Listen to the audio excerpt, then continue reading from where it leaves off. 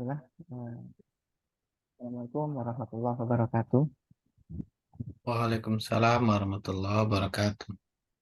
Iya, eh, mohon izin dimulai ya Ustaz untuk kajiannya. Eh, Bismillahirrahmanirrahim.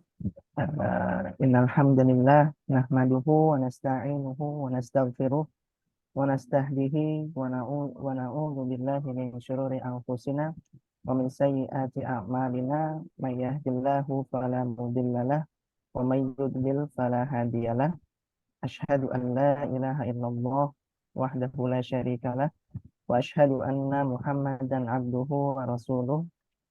Allahumma salli wa sallim wa barik ala sayyidina Muhammadin wa ala alihi wa sahbihi wa man ihtada bihudahu ila yaumil qiyamah, amma ba'du. Bapak Ibu, saudara-saudari yang semoga Allah Ta'ala rahmati, selamat bergabung kembali di kajian fikih muamalah kita pada malam hari ini yang insya Allah mengangkat tema bagaimana investasi yang halal dapat menciptakan dampak positif. Kajian yang insya Allah akan diisi rutin setiap pekan kedua dan keempat setiap bulannya oleh Ustadz kita, Ustadz Ervan Doni Tarmizi Hafizahullah, yang diselenggarakan oleh Koperasi Konsumen LSI atau Lariba Solusi Indonesia, Lariba Consulting, Lariba Homes, dan Yayasan Yulbi Sodakot, lembaga pengelolaan dan perhitungan zakat yang amanah serta profesional, dengan Dewan Pembina yaitu Ustadz Erwandi Tarmizi Hafizahullah, dan Ketua Yayasan kita yaitu guru kita pada kajian malam ini yaitu Ustadz Ervan Doni Tarmizi Hafizahullah. Setiap orang yang beramal semestinya mendahulukan ilmu, karena jika tanpa ilmu setiap amalan yang dikerjakan bisa rusak, termasuk dalam hal muamalah.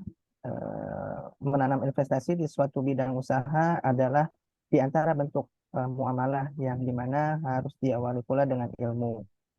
Seseorang yang menanam modal dalam suatu investasi harus mengetahui bagaimanakah cara investasi yang islami, karena sebagaimana investasi yang haram memberikan dampak negatif, tentunya investasi yang halal dapat menciptakan dampak positif baik bagi pribadi maupun bagi masyarakat.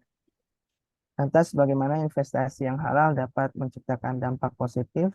Mari kita mulai kajian pada malam hari ini dengan mengucap Bismillahirrahmanirrahim. Tafadhol kepada Ustadz Ervan Doni untuk menyampaikan kajiannya. Ustadz, barakallahu fikum jami'an. Bismillahirrahmanirrahim. Assalamualaikum warahmatullahi wabarakatuh. Assalamualaikum. Alhamdulillah wassalatu wassalamu ala Rasulillah wa ala alihi wa sahbihi wa man wala wa ba'd. Sebagaimana yang telah disampaikan tadi oleh moderator atau MC, bahwa pentingnya berilmu sebelum beramal, begitu juga amalan dalam investasi, yang mana ilmu ini kita gunakan untuk mengetahui mana investasi yang halal dan mana yang haram. Kemudian ketika kita sudah belajar dan mencari, berusaha menginvestasikan harta kita kepada yang halal, apa dampak baiknya, baik pada pribadi maupun masyarakat.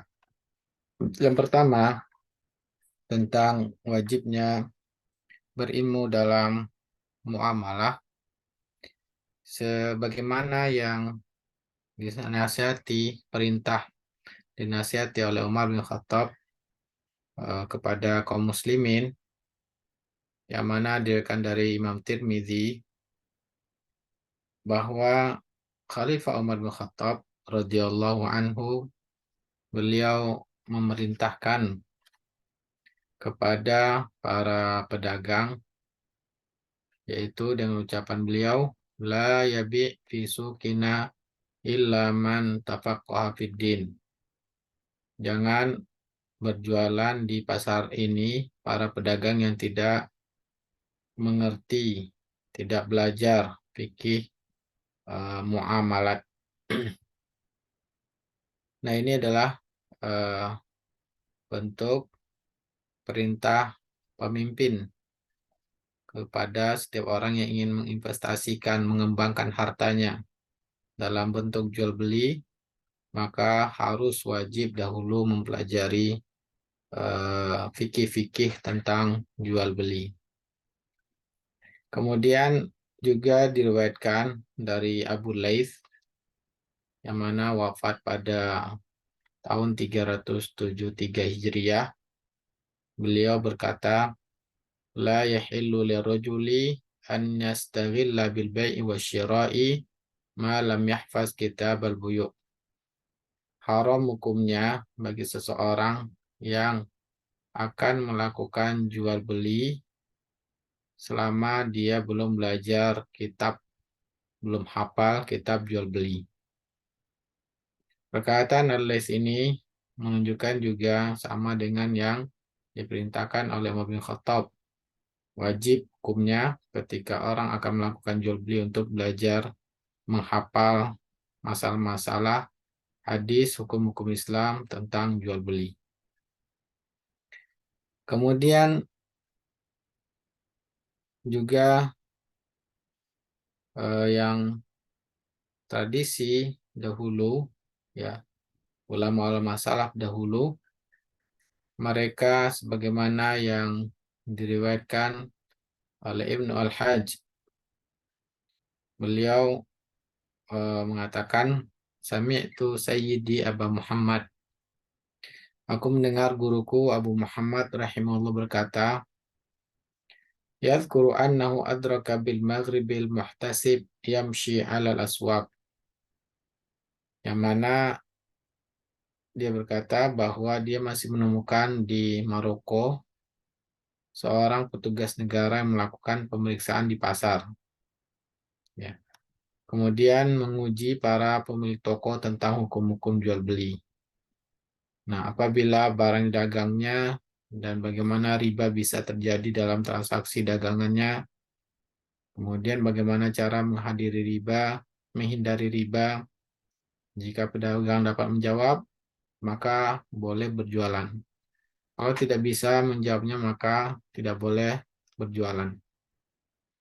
Nah, inilah pentingnya kita mempelajari, mengetahui ketika ingin mengembangkan harta kita, baik dengan jual beli maupun kerjasama dengan orang lain, tentunya juga akan dikembangkan pada jual beli. Maka wajib masing-masing pihak untuk mempelajari hukum-hukum Islam tentang investasinya tersebut. Karena ini adalah perintah dari Allah Subhanahu wa taala. Allah memerintahkan kepada Rasul kita, ya ayyuhar rusulu kulu minat thayyibati wa'malu salihan. Wahai para Rasul, makanlah yang baik, yang halal, dan beramal solehlah. Bahwa perintah Allah SWT agar kita memilih dalam hal makanan kita, yaitu menjauhi hal-hal yang haram. Sebagaimana firman Allah SWT juga perintah untuk memperhatikan makanan kita didapatkan dari yang halal. Allah berfirman, afala yanzuruna ila ta'ami. Kenapa mereka tidak melihat pada makanan mereka? Ya, maka betul-betul ya Allah SWT mengingatkan kita dalam masalah makanan tersebut harus memastikan didapatkan ya makanan itu halal dan didapatkan dengan cara yang halal. Nah, ini mengingatkan bahayanya ketika kita tidak berilmu sehingga akan berdampak kepada eh, harta yang kita makan bisa menjadi harta yang haram. Nah, sebagaimana yang dikatakan Ali bin Abi Thalib, ya, ketika orang tidak mau belajar, maka dia akan terjerumus dalam riba dan makin dalam makin dalam. Nah, kita sudah pernah membahas tentang bahayanya harta haram. Ya. Maka sebaliknya, apa dampak positif ketika kita mengembangkan harta kita, baik dengan jual beli maupun kerjasama dengan orang lain yang akan dikembangkan dalam bentuk jual beli juga, harus mempelajari ya hukum-hukumnya. eh di antaranya ya pentingnya ya kita di zaman sekarang ini, sebagaimana Nabi SAW di zaman ini untuk eh, mencari, mempelajari hal-hal yang dapat menyebabkan keharaman. Ya, di zaman kita sekarang ini Nabi SAW mengatakan la ya'tiyanna 'alan nasi zamanun la yubalil mar'u bima akhadhal mal min halalin am haramin. Akan datang masa ini nanti orang-orang tidak peduli harta mereka halal maupun haram. Nah, oleh karena itu, ketika kita transaksi dengan orang-orang, karena Nabi sudah mengingatkan banyak orang di zaman sekarang ini yang tidak mengetahui tentang halal dan haram, mana yang riba, mana yang menipu, ya, bahkan dengan mudahnya menipu orang lain, kemudian melakukan curang, kemudian eh, gharar, ya dalam seenaknya menaikkan harga. Nah, ini di zaman sekarang ini banyak kita temukan tersebut. Nah, apa dampaknya kalau kita sudah pelajari dan mengamalkannya? Harta yang halal ini yang pertama, bahwa ketika kita uh, berusaha untuk menjalankannya, itu sudah dianggap sebagai ibadah. Ya, misalkan kita berjual beli dan sudah mempelajari fikih muamalah. Nah, walaupun kita rugi, tapi kita tetap sudah mendapatkan keuntungan, yaitu keuntungannya mendapatkan pahala dari Allah Subhanahu wa taala. Ya. Jadi bukan semata-mata untuk mencari keuntungan materi saja. Ketika kita belajar, ya, ternyata usaha kita dalam jual beli masih rugi, maka ya tetap kita mendapatkan pahala dari Allah Subhanahu wa taala. Sedangkan ketika kita tidak belajar, maka kita ruginya dua kali. Sudah bermaksiat pada Ta'ala, kemudian investasinya juga tidak untung. Nah, ini yang pertama, mendapatkan pahala karena melaksanakan perintah Allah SWT, yang mana Allah perintahkan pada kita untuk mencari karunia Allah SWT, yaitu berupa mencari hartanya. Yang kedua, kalau kita mendapatkan keuntungan dan kita gunakan untuk eh, kebutuhan kehidupan kita sehari-hari, ya, menafkahi istri dan anak, maka ini bernilai sedekah, ya, akan bernilai sedekah. Rasulullah SAW menyebutkan bahwa eh, ketika menafkahkan pada istri kita, maka itu nilai bersedekah, ya, di sisi Allah Subhanahu wa taala. Kemudian ketika kita gunakan untuk kebutuhan beribadah kepada Allah Ta'ala. Contohnya untuk eh, membangun masjid, atau untuk dipakai untuk sholat, atau makanan untuk buka puasa, atau untuk melaksanakan sedekah, atau eh, untuk umroh atau haji, maka ini ya akan mendapatkan pahala dari Allah Subhanahu wa taala. Karena Allah hanya menerima dari yang halal. Sebagaimana Rasulullah SAW sabda, la tuqbalu salatun bila tuhurin wala sadaqata min wurulin. Tidak diterima sebagaimana diriwayatkan Imam Muslim, ya, tidak terima salat dari tanpa wudhu dan sedekah dari harta yang haram. Maka ya salat itu hanya diterima dan diberikan pahala oleh Allah Ta'ala dari orang-orang yang hartanya halal. Sebagaimana juga Nabi SAW bersabda, la yuqbalu salatan fi jawfi haram. Allah tidak menerima sholat seseorang yang di lambungnya terdapat yang haram.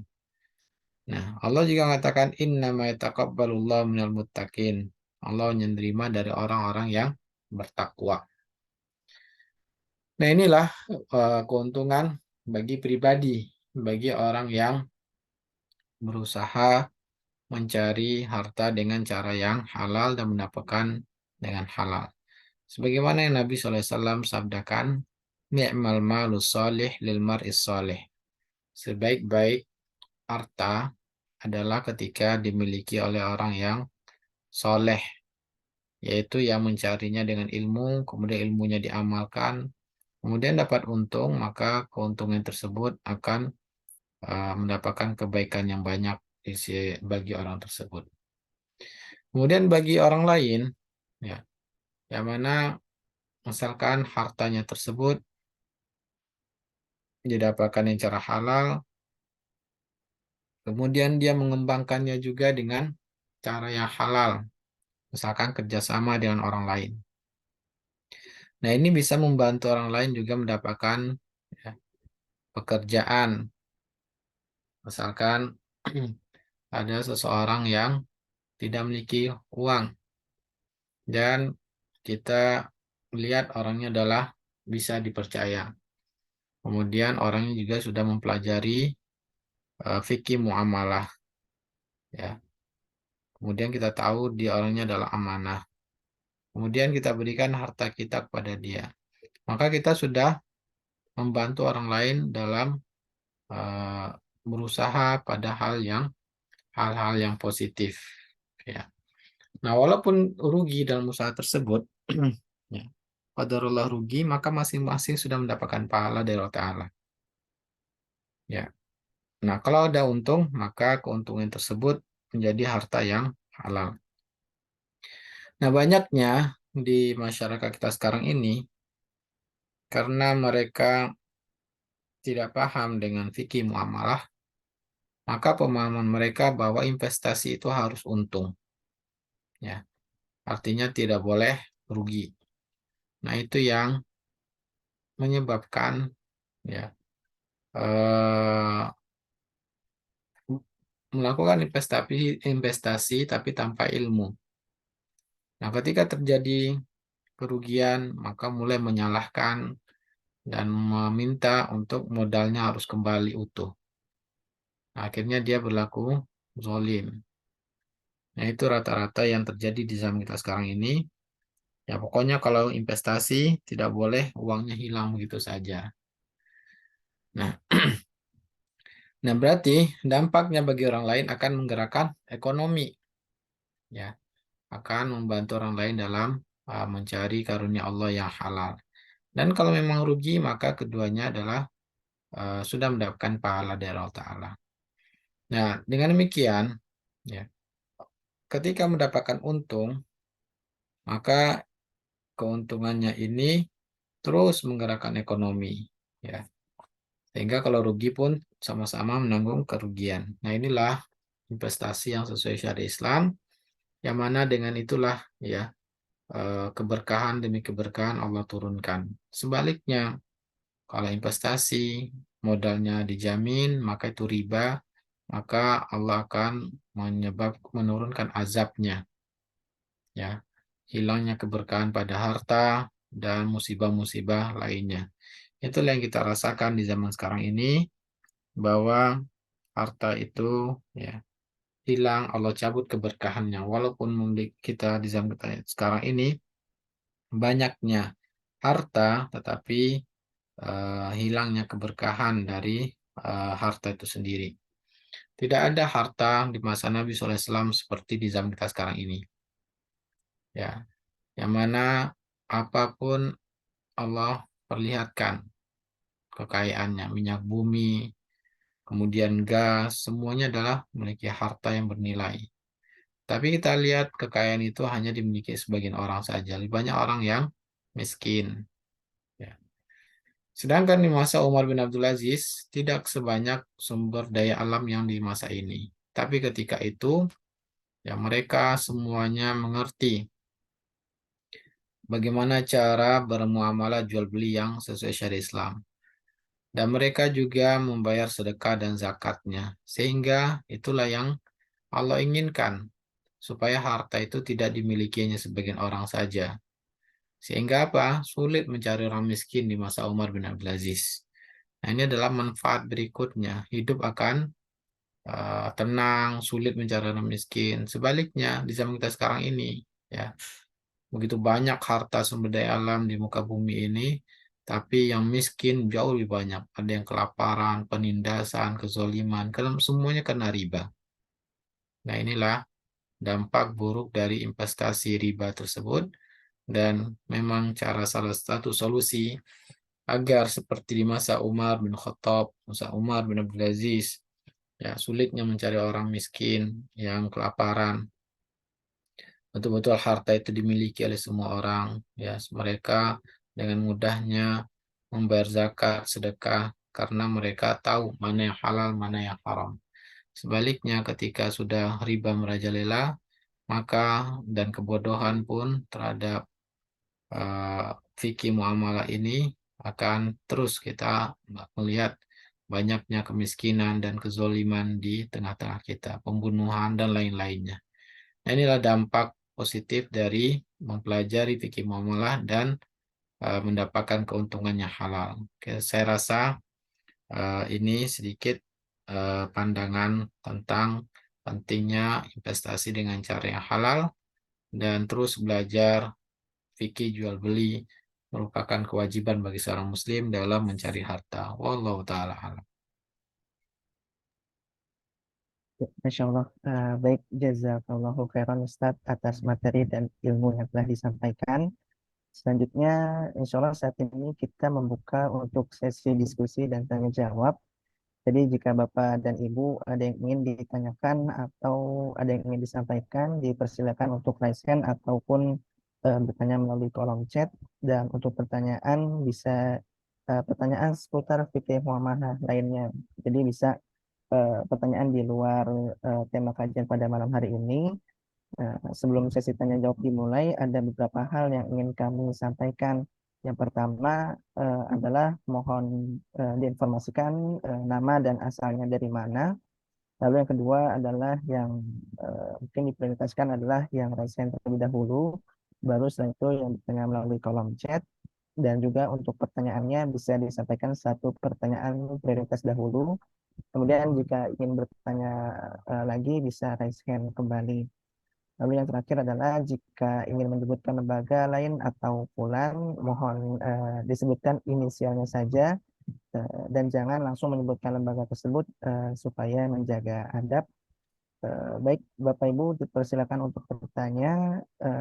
Dipersilakan kepada Ibu Mirati Bu, untuk bertanya.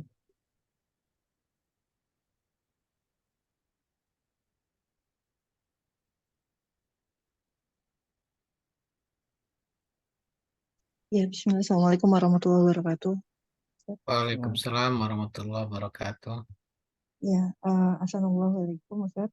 Afwan izin bertanya Ustaz terkait dengan saya pernah membaca sebuah hadis Ustaz dari Anas bin Malik itu beliau Rasulullah Shallallahu Alaihi Wasallam bersabda, eh, ya apa namanya di situ di hadis itu disebutkan sedekah dibalas 10 kali lipat dan qard 18 kali. Begitu Ustaz. Nah, itu saya ingin bertanya Ustaz, apakah kalau kita berinvestasi misalnya di koperasi LSI gitu Ustaz, itu termasuk dengan ke dalam apa bagian dari qard yang insya Allah dibalas 18 kali itu atau bagaimana Ustaz? Karena akad investasinya kan mudorobah, tapi nanti kan LSI mengelolanya dengan akad murabahah begitu Ustaz. Dan misalnya qadarullah ya semoga jangan sampai ada investasi yang misalnya mungkin terlambat bayar begitu, itu kan juga nanti akan mempengaruhi anggota koperasi gitu Ustaz, mempengaruhi hasil investasinya juga. Nah, itu mohon pendapat apa mohon penjelasan Ustaz mengenai itu. Jazakallahu khairan Ustaz. Maaf Ibu, Ya Ustaz. saya belum tadi hadisnya bunyinya apa dan belum memahami Hmm. hubungan dengan investasi. dengan narasi. Hadisnya seperti apa tadi? Oh ya, hadisnya ini Ustaz, dari Anas bin Malik, beliau berkata bahwa Rasulullah Shallallahu Alaihi Wasallam bersabda, aku melihat pada waktu malam diisrokan pada pintu surga tertulis sedekah dibalas 10 kali lipat dan kors 18 kali. Aku Kordun bertanya, itu artinya apa, Ibu? kors itu pinjaman Ustaz? Utang piutang ya. Ya. Ya, baik. Terus? Aku bertanya, wahai Jibril, mengapa kors lebih utama dari sedekah? Ia menjawab, karena peminta meminta sesuatu padahal ia punya.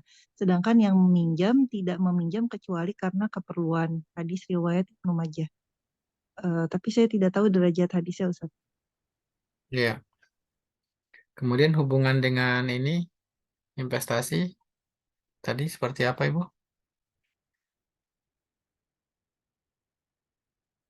Pemeranti jadi imut.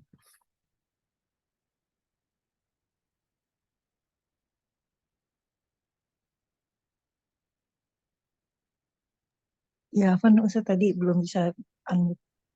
Iya, jadi yang ingin saya tanyakan, apakah course yang dimaksud dalam hadis tersebut itu juga berlaku pada investasi berbasis akad mudorobah atau memang hanya course saja Ustadz akadnya gitu? Karena apa namanya kalau kita berinvestasi itu kan kita juga walaupun kita tahu ada potensi rugi gitu ya Ustadz ya, tapi apa namanya itu sama dengan apakah itu sama dengan course yang juga ada potensi keterlambatan atau itu dana bisa tidak kembali ke kita gitu. Itu yang saya tanyakan Ustaz. Baik. Adapun hadis tadi ya yang Ibu sampaikan, bentar saya lihat dulu. Ra'aitu lailata usriya bi ala babil jannah maktuban. Saya melihat ketika malam Lailatul Mi'raj diperjalankan di malam hari di pintu surga tertulis as-shadaqatu bi asyri amsalihha. Sedekah itu 10 eh, 10 lipat ganda ya. Wal qardu bi tsamaniyata asyara. Sedangkan utang piutang 18 kali. Fakultu ya Jibril, maka aku berkata, wahai Jibril, ma balul qardi afdalu minas sedekah. Kenapa utang piutang itu lebih afdal dari sedekah? Qala, maka li'anna sa'il yas'al wa indahu wal mustaqridu. Maka Jibril mengatakan, adapun ya orang meminta yas'al wa indahu dan terkadang dia meminta itu diberi sedekah, dia memilikinya. Ya. Wal mustaqridu la yastaqridu illa min hajatin. Adapun orang yang berhutang, pasti dia menunjukkan ketika hutang itu sangat membutuhkan. Dia tidak memiliki harta. Nah, itulah mengapa dalam hadis ini bahwa ya, sedekah itu kadang orangnya tidak butuh. Kita berikan tapi dia tidak terlalu butuh. Tapi kalau hutang piutang, pasti dia biasanya kena butuh. Nah, bagaimana derajat hadis ini? Derajat hadis ini dhaif, ya. Qala al-Kinani fi Misbahi Zujajah fi Zawaid Ibn Majah hadza isnadun dhaif. Sanadnya lemah. Wa qala Albani ma Albani mengatakan dhaifun jiddan, sangat lemah sekali. Sehingga ya, hadis ini tidak bisa dijadikan sebagai dalil. Itu yang pertama. Ya, Bu ya. Kemudian wallahu alam ya. Eh, saya belum menangkap apa hubungan antara kordun dengan mudorobah ya yang dari pertanyaan Ibu. Maka hadis ini yang jelas lemah, tidak bisa dijadikan sebagai dalil. Nah, adapun dalam mudorobah, tentunya tadi sudah kita jelaskan. Ya, maka tujuan masing-masing pihak adalah untuk mencari keuntungan. Dan harusnya pengelola dan para investor mereka tahu hukum Islam. Yaitu ketika halalnya keuntungan itu dengan kesiapan menanggung risiko kerugian. Nah, ketika mereka sudah mengamalkan dengan ilmu, maka mereka mendapatkan pahala. Nah, misalkan tadi terjadi kendala, terlambatan, pembayaran cicilan misalkan, sehingga eh, ketika kita sabar terhadap ya orang yang memang belum mampu, maka para investor dan pengelola mereka sabar menunggu, setiap harinya itu dinilai sedekah ya. Karena jatuhnya misalkan tadi dalam LSI dana yang terkumpul itu dijadikan usahanya dalam bentuk eh, jual beli dengan cara cicilan ya, dengan cara kredit. Nah, tentunya ketika memang orang yang membeli itu qadarullah ya, terkena musibah sehingga harus eh, tersendat pembayaran cicilannya. Maka memang dalam Islam Allah mengatakan wa in kana dzu usratin fanaziratun ila maisarah. Seandainya mereka memang dalam kesulitan, ya kita harus memberi waktu, tempo kepadanya untuk sabar. Dan itu setiap waktunya yang kita berikan tempo setiap harinya itu dinilai sebagai sedekah oleh Allah Subhanahu wa taala ya. Nah, inilah pentingnya ilmu ya. Jangan sampai masing-masing pihak itu misalkan para investor ketika terlambat ya, maka langsung mereka kalau saya tidak mau, pokoknya uang saya harus kembali. Nah, ini menandakan bahwa ilmu itu harus diamalkan. Ya, tidak boleh kita meminta keuntungan terjamin ya modal kita, maka keuntungannya bisa menjadi haram. Wallahu taala a'lam. Itu yang bisa saya menghubungkan antara akad mudharabah yang dilakukan dalam koperasi. Wallahu taala. Ya, Ya, Masya Allah, baik. Jazakallahu khairan Ustaz atas jawabannya. Bagi Bapak Ibu, dipersilakan untuk bertanya. Insya Allah bisa bertanya di luar tema pada malam hari ini ya. Jadi bisa seputar fikih muamalah lainnya. Bagi yang ingin bertanya bisa raise hand ataupun melalui kolom chat.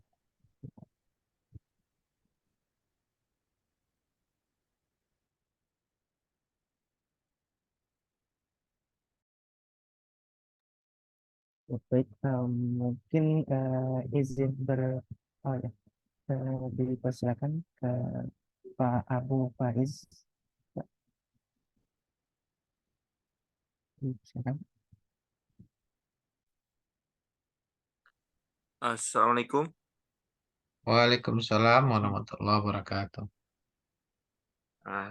Assalamualaikum Ustaz. Afan ini mau nanya ini kalau model apa eh pembiayaan ya kalau kontemporer kan pembiayaan mobil pembiayaan mobil kredit secara syariah itu gimana ya? Soalnya kalau yang saya coba ajukan di salah satu bank syariah yang udah gede itu eh masih ada asuransi satu. Yang kedua masih ada wakalah, terus serah terimanya itu juga eh ya nggak ada mobil itu nggak ada. Kalau kendaraan kebetulan berencana mengambil mobil, mobilnya itu nggak lewat ke banknya dulu, tapi langsung diantar ke kita. Itu yang benarnya gimana ya, Ustaz? Iya, Jazakallah khairan. wa iyyakum. Nah, memang dilema ya, Abu Faiz. Kita berbagi pengetahuan ya. Dilemanya apa? Biasanya keluhan kaum muslimin ketika pembiayaan di lembaga-lembaga yang masih kecil pasti marginnya besar ya. Marginnya besar karena memang untuk menutupi biaya operasional. Sedangkan ketika konvensional ya usahanya sudah lama dan mereka dengan otomatis sekarang ini sudah operasionalnya sudah lebih kecil karena usaha mereka sudah lama, untungnya sudah besar. Sehingga margin apa bunga mereka lebih kecil. Dan makin besar modal dan sudah makin lama, tentu mereka biayanya makin kecil dalam operasionalnya. Karena untungnya sudah banyak. Nah, itu tadi masih banyak ya kendala kaum muslimin ketika mereka ingin mencari untung. Untungnya apa? Sebagai pembeli mencari margin yang lebih kecil. Contohnya bank syariah yang lebih besar. Tapi masih terkendala ternyata caranya. Ya. Maka wallahu ta'alam, cara ini penting untuk kita pelajari bagaimana cara yang boleh dalam pembiayaan kendaraan. Contohnya mobil tadi yang ditanyakan oleh Bu Faiz. Nah, dalam pembiayaan murabahah, para ulama menjelaskan bahwa lembaga keuangan tersebut tidak boleh mewakilkan kepada nasabahnya untuk membeli mobil. Ya, jadi memang betul-betul bahwa antara nasabah dengan lembaga keuangan tersebut harus akadnya jual beli. Tidak boleh hanya mewakili, silakan beli sendiri dan nanti mobilnya langsung kan nasabah terima. Ya, kemudian juga kadang-kadang ada denda keterlambatan. Maka inilah kesalahan-kesalahan yang dilakukan. Ya, walau ta'ala memang ada fatwa yang boleh mewakilkan, fatwa Dewan Syariah Nasional. Kalau diwakilkan, ya ini sudah diingatkan para ulama dunia yang disebutkan dalam IOV. Ini menjadi subhat riba, yang mana pada hakikatnya nasabah terima uang, ya, kemudian membayar uang dengan berlebih. Maka ini pada hakikatnya sama dengan bank konvensional, yang mana nasabah terima uang dan nanti membayar cicilannya lebih besar. Nah, maka inilah kesalahan-kesalahan dalam praktek yang mengakibatkan masih terjadinya ya, syubhat riba. Wallahu ta'ala, maka walaupun kita eh, apa namanya dihadapkan kendala, maka lebih baik kita memilih yang jelas-jelas ya, yang tidak melanggar syariat. Wallahu ta'ala. Walaupun kita rugi, tapi pada hakikatnya kita sudah mendapatkan pahala ya karena menjalankan syariat Allah Ta'ala.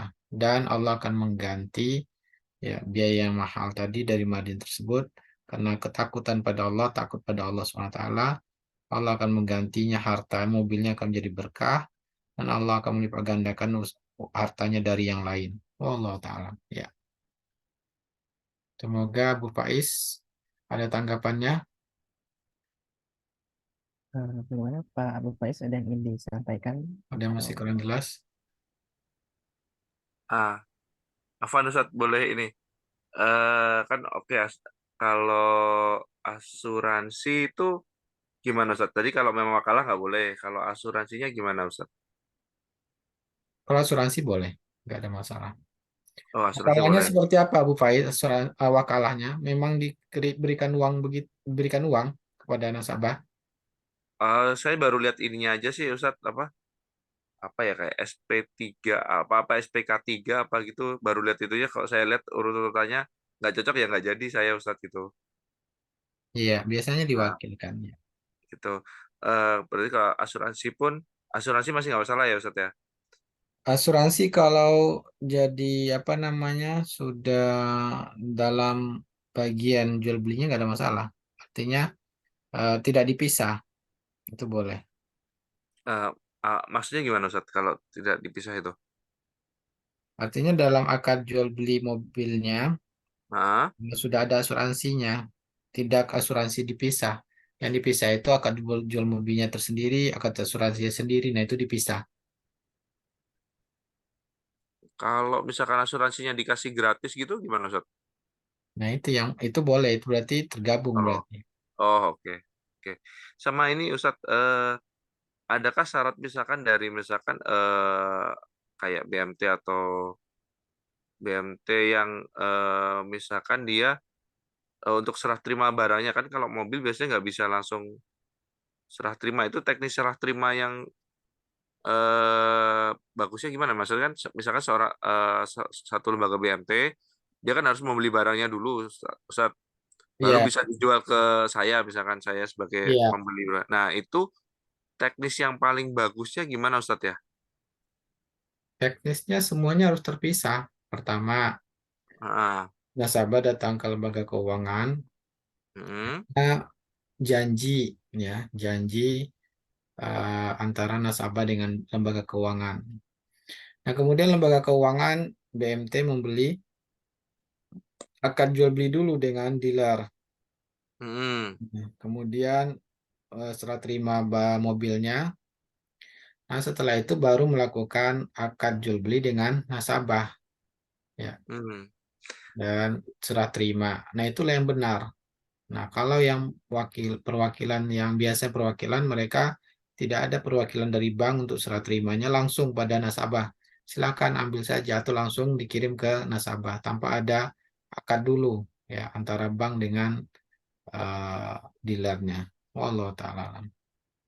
Kalau ininya Ustadz, jadi BMT-nya itu teknis serah terima itu mobilnya sampai bisa diterima apa enggak kan? Kalau setahu saya kan kalau mobil itu juga nggak bisa benar-benar diterima sama BMT dalam hari itu juga gitu Ustadz. Ya, itu Atau gimana itu? biasanya yang dilakukan supaya lebih efektif waktunya, biasanya eh, lembaga keuangan akad di dealer, ya, dealer, dan mereka terima mobilnya. Mobilnya dikeluarkan dulu dari showroom, misalkan di parkiran, ya. Nah, kemudian serah terima. Nah, kemudian setelah itu, ya, dipindahkan mobilnya lagi ke dalam, karena akadnya tadi mobilnya di luar kan. Nah, Hmm, kemudian dipindahkan lagi barangnya ke tempat yang lain. Nah, kemudian baru akad jual beli setelah itu antara BMT dengan nasabahnya. Biasanya jaraknya nggak terlalu lama biasanya, hmm. supaya efisien waktu. Oh gitu.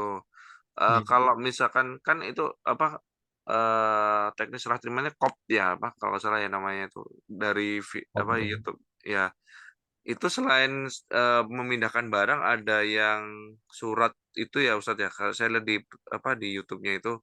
Nah, ini kalau yang surat itu kayak gimana Ustadz?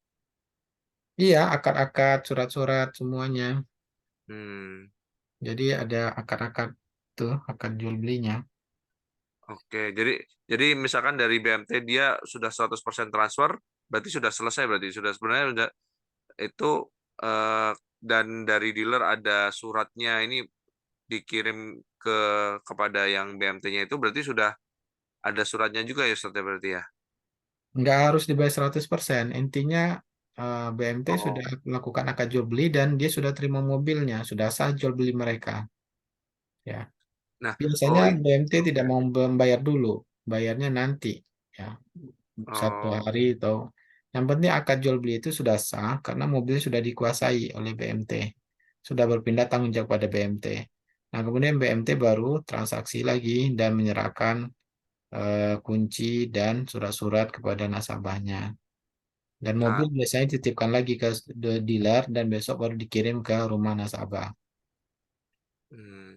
Jadi kalau yang nasabah itu dapat mobilnya dari dealer nggak ada masalah, Ustaz. Harus akad dulu jual beli antara BMT dengan Nasabah. dealernya. Oh, dealer oke. Maksudnya setelah itu, Ustaz. Jadi kan dealer sudah akad dengan dengan BMT. Nah, yang apa? Nasabah juga sudah akad dengan BMT. Nah, Iya, setelah itu mobil dikirim dealer ke nasabah nggak ada masalah. nggak ada masalah. Oke. Nah, ini kan kan kadang untuk ngecek BMT yang benar-benar syariah itu kan yang agak bingung Ustadz. Kayak tadi kan syaratnya Ya, kalau dia nggak bingung ke LSI aja. udah konteks sih Ustadz, tapi belum masuk areanya. Jadi baru Oh, nanya-nanya dulu. iya. Ini Nanti ini saya bisa juga di...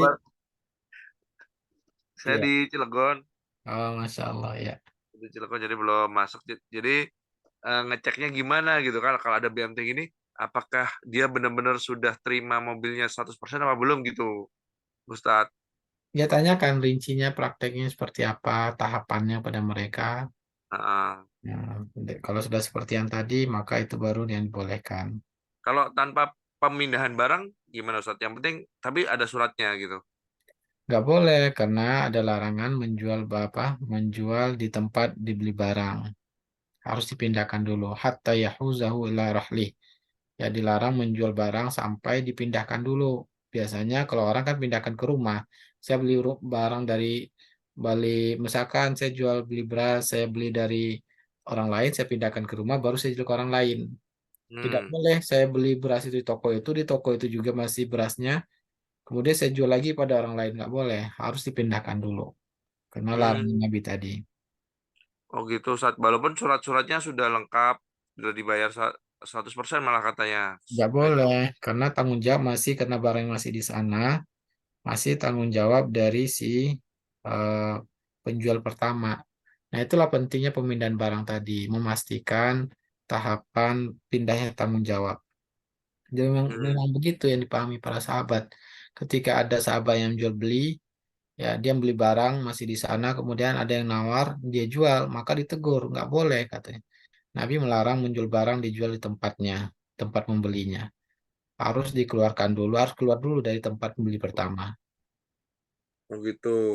Iya, Jadi nanti misalkan ada BMT-nya kayak gitu, kita minta mobilnya dikeluarin dari dealernya gitu. iya. Pokoknya dari tempat semula, yang mana itu bukan menunjukkan berpindah pindah tanggung jawab. Misalkan sebelumnya di dealer pindah dulu ke parkiran, misalkan.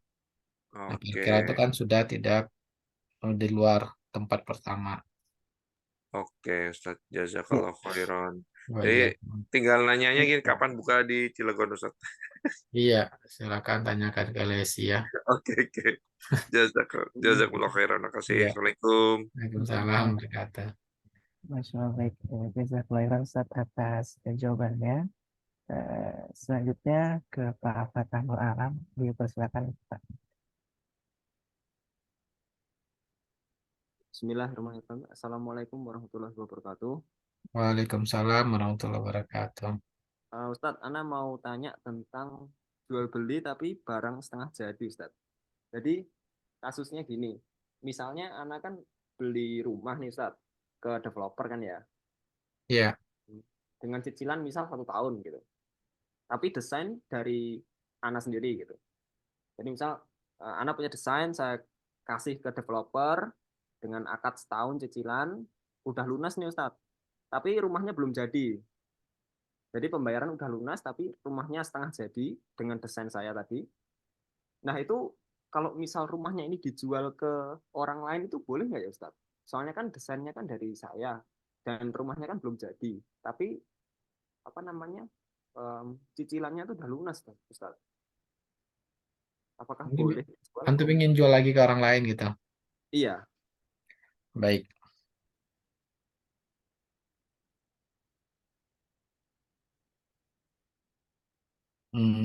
Boleh ya, boleh antum menjual ke orang lain ya. Itu dinamakan dengan istisna mawazi, istisna paralel. Bahkan ya, walaupun antum hanya baru mencicil 1 kali pun, kalau antum udah lunas kan, ini 1 kali antum baru mencicilnya, antum sudah boleh menjual ke orang lain ya. Tapi dengan syarat nanti antum harus serah terima dulu rumahnya dengan developer, sudah terima, baru karena antum kan menjualnya ke orang lain kan juga eh, akadnya istisna juga, spek juga kan, karena rumahnya belum jadi. Nah, speknya tadi yang desain tadi antum sebutkan, bahannya ini semuanya harus rinci seperti antum akan jual beli dengan developer. Nah, kalau orangnya setuju, ya mau membeli, nah maka nanti proses berikutnya antum harus serah terima dulu dengan developer, terima kunci dulu. Nah, setelah itu sudah berpindah tanggung jawab ke diri antum, baru antum boleh serah terimakan lagi kepada pembeli berikutnya. Tidak boleh antum langsung perintahkan pada dari developer langsung serahkan saja pada pembeli berikutnya, itu tidak boleh, haram hukumnya. Kira-kira paham? Oh Betul. gitu ya Ustadz. Iya. Berarti nanti kalau misalnya Ustadz, misalnya masih cicilan. Berarti kalau masih cicilan itu berarti anak membayar dulu ke developer atau langsung dari yang pembeli itu langsung diserahkan ke developer, Ustaz? Kalau misal masih cicilan. Masing-masing akadnya. Oh, Antum cicilannya ke developer, yang orang pembeli tadi cicilannya ke antum. karena beda akad ya Ustaz berarti ya. Iya kan beda-beda akad. Berarti tapi untuk menjual ke pembeli yang masih dalam proses pembangunan tuh boleh ya Ustaz? Maksudnya halal ya berarti. Boleh kan akadnya istisna.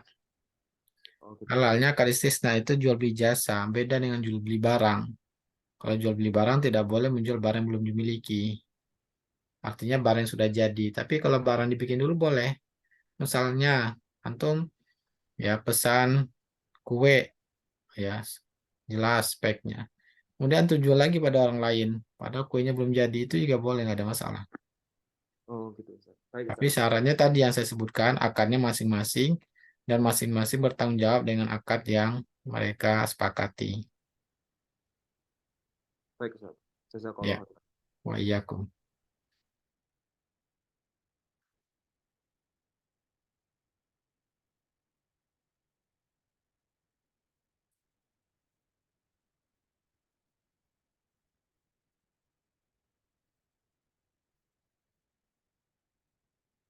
Ya,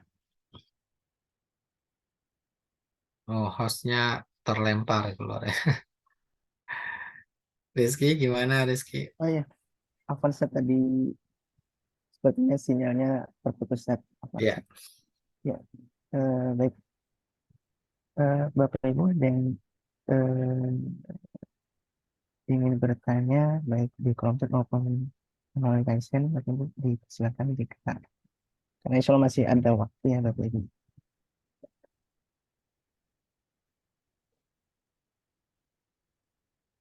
Baik, mungkin Ana izin bertanya Ustaz, terkait dengan investasi eh, ap- eh, untuk sebagai panutan kita sebagai kaum muslimin kan untuk mencontoh dari Rasulullah SAW dan juga para sahabat ya Ustaz ya. Dan mengenai para sahabat, apakah ada contoh Ustaz, investasi yang dilakukan para sahabat di zaman eh, Rasulullah SAW, supaya mungkin bisa kita contoh investasinya di zaman ini Ustaz. ya. Maksudnya contoh apanya nih? Contoh barangnya atau contoh prakteknya atau apanya? Iya, contoh praktiknya Ustaz. Contoh prakteknya, ya para ulama sudah menyebutkan dalam kitab-kitab fikih, yaitu batasan-batasan. Nah, adapun contoh yang dilakukan, contohnya seperti Abbas, paman Nabi SAW, beliau ketika akan menyerahkan eh, kepada orang untuk mendagangkan, mengembangkan hartanya, beliau mengatakan jangan melewati lautan, jangan melewati lembah, dan jangan membeli barang yang basah. Nah, itu contoh ya yang dilakukan oleh Abbas. Nah, banyak para sahabat dahulu mereka juga mengembangkan harta investasi dari harta orang lain. Ya. Contohnya seperti Abdullah bin Umar, yang mana dia dititipkan harta oleh Muawiyah atau siapa itu dari Mesir, Amr bin As kalau nggak salah dari Mesir, walau alam. Kalau saya salah diingatkan, maka dia membeli barang dari sana dan menjualnya di Madinah dan mendapatkan keuntungan. Dulu masih sangat sederhana, hanya dalam bentuk jual beli barang saja rata-rata. Ya, walau dalam itulah. Kemudian untuk sekarang ini kan sudah kompleks, makanya para ulama terus membuat aturan-aturan yang mana yang bisa menyebabkan riba dan gharar dan lain-lainnya. Wallahu ta'ala alam. Sangat baik, jazakallah khairan Ustaz atas jawabannya. Bagi Bapak Ibu, insya Allah masih ada waktu untuk bertanya. Nah, sedikit tambahan untuk zaman sekarang ini, sebetulnya dalam akad-akad itu sudah disusun oleh para ulama SOP-nya, standarnya. Bisa dilihat dalam buku IOV ya, atau kalau bahasa Arabnya Al-Ma'ayir Syar'iyah. Nah, di sana akan menjelaskan bagaimana standar dalam melaksanakan bisnis investasi tersebut. cara pembagiannya, ya, cara pembagian keuntungan, kemudian apa saja yang boleh dilakukan, apa saja yang harus dilakukan dalam mudharabah, dalam musyarakah.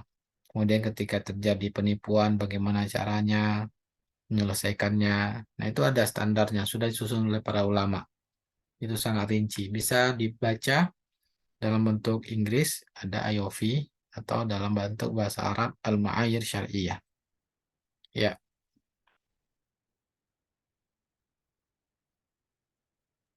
Ya, Masya Allah, jazakallah khairan Ustaz atas tambahan informasinya. Baik, jika belum ada pertanyaan lagi, sebelum kami akhiri, ada informasi Bapak Ibu yang ingin kami sampaikan.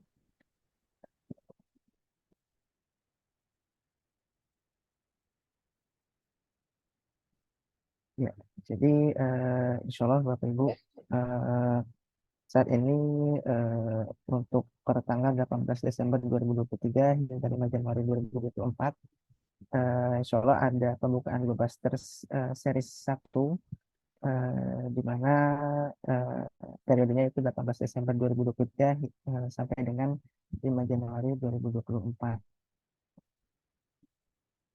Nah, eh, untuk Ribu Bastas yang pertama, Masya Allah Tabarakallah, Sohibul Mal atau anggota Kopassus RSI, itu pada periode sebelumnya alhamdulillah telah dibagikan, sudah mendapatkan bagi hasil yang alhamdulillah menguntungkan. Dan berikut juga ada testimoni dari salah satu konsumen Kopassus RSI yang alhamdulillah terbantu untuk pembelian kebutuhan aset yang dananya menggunakan dana dari anggota koperasi RSI yang diinvestasikan oleh anggota koperasi dan dikelola oleh koperasi LSI. Untuk testimoninya, alhamdulillah untuk pembelian aset tersebut dapat digunakan untuk mensupport komunikasi di dalam aktivitas sehari-hari. Jadi, Masya Allah, sangat bermanfaat. Kemudian untuk 13 series pertama, Masya Allah, saat ini ya Bapak Ibu ya, sangat banyak konsumen yang memerlukan pembelian aset, misalnya renovasi rumah, peralatan dan perlengkapan usaha, mobil, motor, handphone, laptop, dan furniture, serta aset tanah lainnya. Sehingga pada 12 seri 1 ini memerlukan simpanan dana yang nantinya dana tersebut diinvestasikan untuk pembelian aset kebutuhan konsumen secara kredit syariah tanpa riba. Dan untuk pembukaannya, insya Allah di 18 Desember 2023 sampai 5 Januari 2024. Dan untuk jika ada yang ingin ditanyakan, insya Allah bisa menghubungi ke WhatsApp Koperasi di 0811 899 6799. Dan untuk mengenai mungkin proposalnya ingin diketahui, insya Allah bisa menghubungi WhatsApp ke admin tersebut, dan insya Allah nantinya akan di-share proposalnya. Dan alhamdulillah untuk total dana yang telah terkumpul saat ini dengan total dari 120 anggota, datanya dari Maret 2022 hingga Desember 2023, saat ini alhamdulillah sudah terkumpul 4.244.300.000 rupiah. Demikian informasi yang kami sampaikan. Baik, karena waktu sudah menunjukkan pukul 21, sehingga untuk kajian kita pada malam hari ini mohon izin kita cukupkan. Mohon maaf Bapak dan Ibu, jika mungkin ada yang belum mendapat kesempatan untuk bertanya, ya semoga bisa bertanya di lain kesempatan. Dan jazakallahu khairan, terima kasih banyak Ustaz Arfandani atas ilmunya, dan Bapak Ibu juga yang sudah berkenan hadir mengikuti kajian ini. Semoga menjadi ilmu yang bermanfaat bagi kita semua yang mendengarkan. Allahumma amin. Insya Allah sampai jumpa kembali Bapak Ibu di kajian berikutnya. Dan untuk informasi kajian serta informasi lain terkait Koperasi LSI atau Lariba Solusi Indonesia, Lariba Consulting, Lariba Homes, dan Lariba Sodako, Bapak Ibu jika ingin mengetahui lembaga masing-masing tersebut bisa langsung menyimaknya di Instagram, Facebook, LinkedIn maupun YouTube-nya masing-masing. Mari kita tutup majelis kita kali ini dengan doa kafaratul majelis.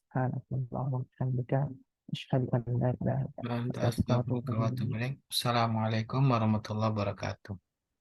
Baik, Waalaikumsalam warahmatullahi wabarakatuh. Jazakallah khairan Ustaz. Baik.